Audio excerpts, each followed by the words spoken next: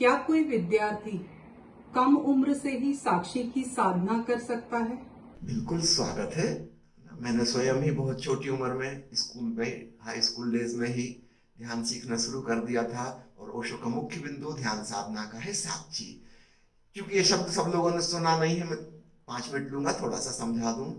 साक्षी हम सामान्यतः उपयोग करते हैं कोर्ट कचहरी में, गवाह को कहते हैं हम साक्षी, विटनेस, किसने घटना को देखा। काश हम अपने आप को भी एक थर्ड पर्सन के रूप में देख सकें। ये मेरा हाथ उठ रहा है, मैं कुछ बोल रहा हूं, यदि मेरी चेतना इस बात को ऐसे जाने जैसे किसी और को जान रही है, मानो ये हाथ कोई और है जो मूवमेंट कर रहा है, ये जो बोलने की घटना घट रही है ये कुछ और है, मैं इसको जानने वाला साक्षी चैतन्य हूं, I am just a witnessing consciousness. तब हमारे भीतर अवेयरनेस की ग्रोथ होनी शुरू हो जाती है। तो साक्षी उस सुपर कॉन्सियसनेस का ही संस्कृत नाम है। इसको हम दूसरे शब्दों में दृष्टा भी कह सकते हैं। सामान्यतः जो हम दर्शक, दृष्टा, साक्षी का उपयोग करते हैं सामान्य भाषा में, तो हमारा मतलब होता बाहर किसी और चीज को हमने देखा, जाना, समझा, सुना, अनुभव किया। अध्यात्म में जब हम इस शब्द का उपयोग करते हैं तो अपने ही लिए, मेरे भीतर मन में कोई विचार चल रहा है, मैं उसको दूर से ऐसे देखूं जैसे किसी और के मन में चल रहा हो। जैसे सड़क पे लोग चल रहे हैं, ऐसे मेरे मन की राह पर विचारों की भीड़ निकल रही है। मैं निष्पक्ष हो जाऊं, मुझे कुछ लेना देना नहीं, अच्छा बुरा का लेबल भी ना लगाऊं, ना किसी को हटाने की कोशिश है, ना किसी को बुलाने का प्रयास है।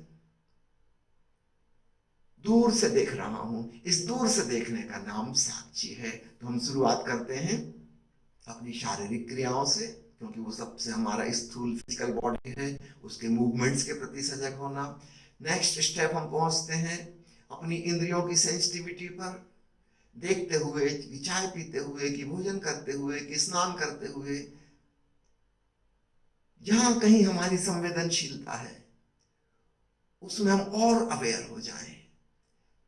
जब आप भोजन कर रहे हैं तो सिर्फ इतना ही नहीं कि भोजन है और जीभ में उसका स्वाद आ रहा है, बल्कि एक तीसरा तत्व और मौजूद है, एक साक्षी जो इस घटना को जान रहा है।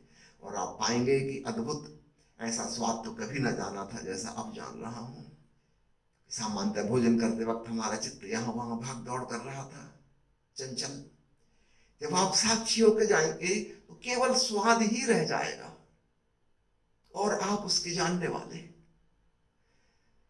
जीवन की हर घटना में आप खूब खूब एंजॉय कर पाएंगे, क्योंकि आपकी संवेदनशीलता बढ़ गई, आप सुपर कॉन्शियस स्टेट में पहुंच गए। तो साक्षी साधना शिविर में पहली सीढ़ी होगी शारीरिक क्रियाओं के प्रति अधिक होश। दूसरी सीढ़ी होगी इंद्रियों की संवेदनशीलता के प्रति अधिक होश। फिर तीसरी सीढ़ी अपनी आती जाती श्वास के प्रति होश। सामान्यता हमें श्वास का बिल्कुल होश नहीं, यांत्रिक ढंग से अपने आप सांस आती है, जाती है। अब होश पूर्वक सांस लें, बुद्ध ने इसको कहा है विपस्सना। ये एक जो ऑटोनॉमिक फंक्शन चल रहा है अपने आप यंत्र की भांति, अगर हम इसके साक्षी होना सीख गए फिर हम और गहरे जा पाएंगे, अपने भावनाओं को और विचारों को भी ऐसे ही देख पाएंगे जैसे हम दूर खड़े दृष्टा हैं। और फिर ये दृष्टा भाव और प्रगाढ़ हो जाता है, तब हम पाते हैं केवल साक्षी चेतना ही रह गई, witnessing consciousness, subjective awareness only.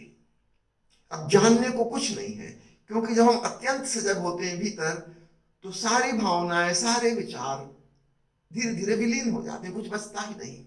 There is nothing to know, only the knower.